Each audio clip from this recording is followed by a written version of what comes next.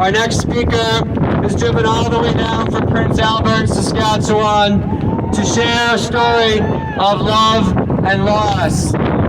Stephen Swain lost his best friend Joleen to complications after taking her first injection for COVID-19. He brings a cautionary message, but also one of unity, empathy, freedom, and love.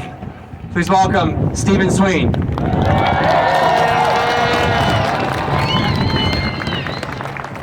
Hi there, everybody. I'm a little emotional right now. Because how do you wrap up 35 years of friendship just taken away from you with one quick jab? I came to Edmonton, Alberta 2 weekends ago just to see the other side of this coin. To see that these jabs aren't really helping when they're really hurt.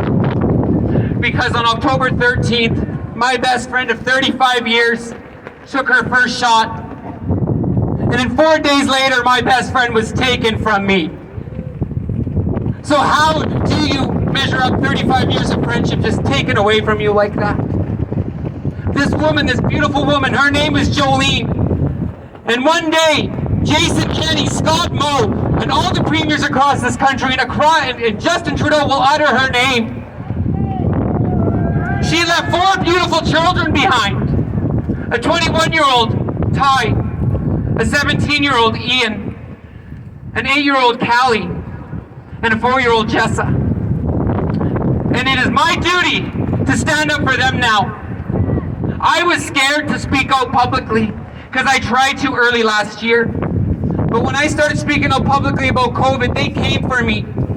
I was receiving death threats from across this nation for speaking out publicly. So it silenced me into submission. And then finally, I realized that silence equals compliance. And when they took my best friend, they took away my silence. They have nothing left to take from me. I lost 3 businesses over the course of the last 20 months. I lost my marriage. And now I lost my best friend. On October 13th, she took the shot. On late Friday evening, she started feeling extremely chilled. Saturday morning, she woke up with what was like the flu, but intensified by 100%. She couldn't keep anything down, puking profusely. She lost control of her bowels. What 39-year-old loses control of their bowels? Then Sunday morning, she woke up with her boyfriend getting ready for their day. She woke up disoriented and delusional. When she started fumbling all over the place, her boyfriend finally said, "Okay, it's time, we got to get you in." They called the ambulance. She was conscious when she made her way to the hospital. Blood pooling behind her eyes.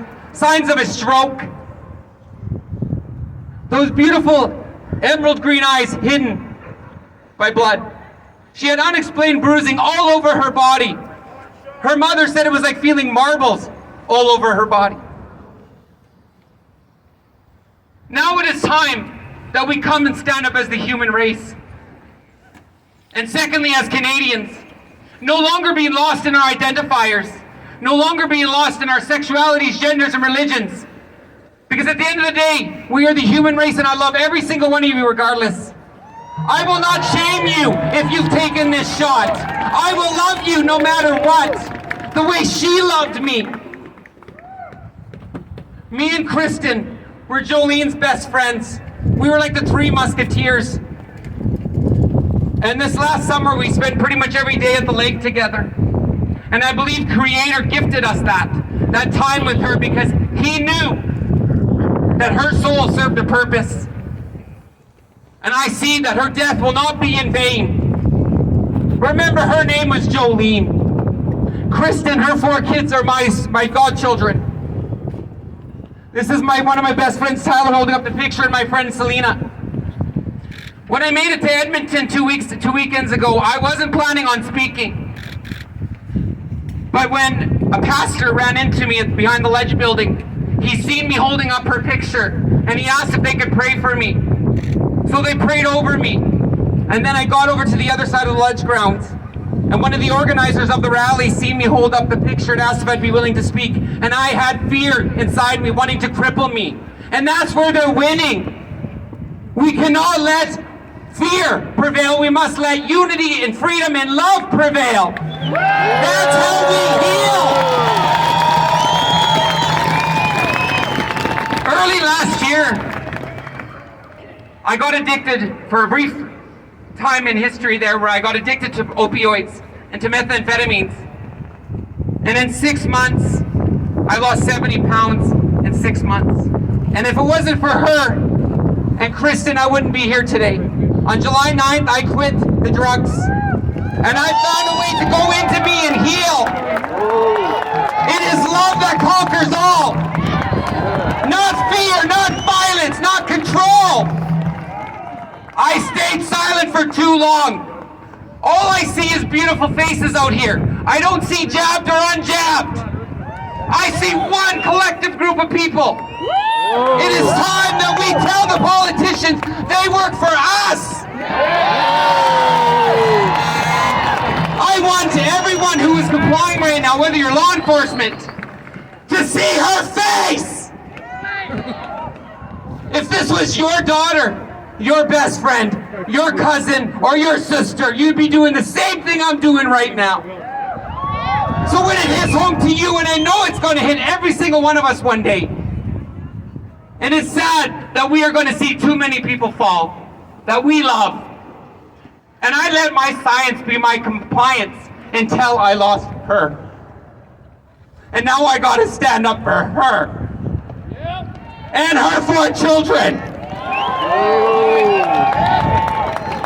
I am still scared. There's a little bit of fear left in me. I just about canceled my trip here.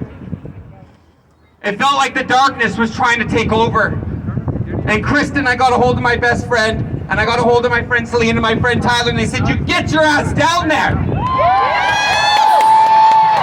God has a purpose for you, Stephen. Oh, my mom is watching right now from Prince Albert, Saskatchewan, and she wants to tell me she's proud of me. Well, you know what? I'm proud of me, and I'm proud of every single one of you. I've always said, a few years ago when I started speaking out against our government, I said, one day, I'm going to have a sit-down with Justin Trudeau. And I'm going to tell him what it means to be a true, North, strong, and free Canadian. We pay you, not the other way around. So I'm asking that every single one of us tell my friend's story. Get it out there that this jab, this shot, this vaccine is going to do a lot more damage than good. My mother, who is now watching, she took 2 of her AstraZeneca. And now her doctor thinks she's got lupus. And what did the news say that could be a side effect to AstraZeneca in the J&J vaccine? Autoimmune disorders. So this isn't one size fits all. There's another side of this coin they don't want the world to see. It is genocide. Bingo. They are wanting to decrease the population. You may not want to believe that Canada can fall like any other country has. We have been so comfortable and complacent and stayed within our comfort zones believing that we had a government taking care of us. And that was our mistake. Me included, I allowed them to get me too comfortable, thinking that I was born in one of the greatest countries alive and I would never face what Venezuela has faced, or what China is facing, what they're going through in Australia right now. They are censoring us, and we know what's going to come if we don't stand together now. So I want to come with a message of unity for all, jabbed or unjabbed. I love you. That is the answer. That is how we come together. We come together no matter our races, no matter our genders, no matter what God we worship. Because we are the human race. But we will win our country back one day, stronger and more unified. We will come together and show what it's like to be the true North, strong and free. So remember, I want everyone to say this. Her name was Joleen. One more time. Her name was Joleen.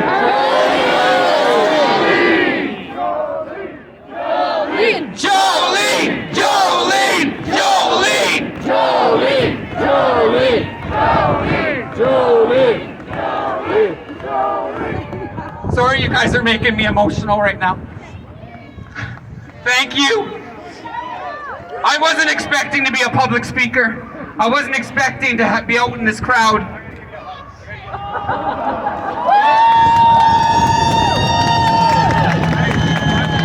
I'm from Saskatchewan. I gotta give this guy a hug. Hugs over fear. Okay. So I'm going to wrap it up here. But remember, don't let fear cripple you. If you find there's something inside of you you need to heal, go in and feel it. Because that's where we've lost ourselves, going outside of ourselves, expecting everyone to fix us. Let's come together, heal, and bring out the best in us. No violence, no chaos, only love. So thank you so much and have an amazing day. Again, I'm Stephen Swain.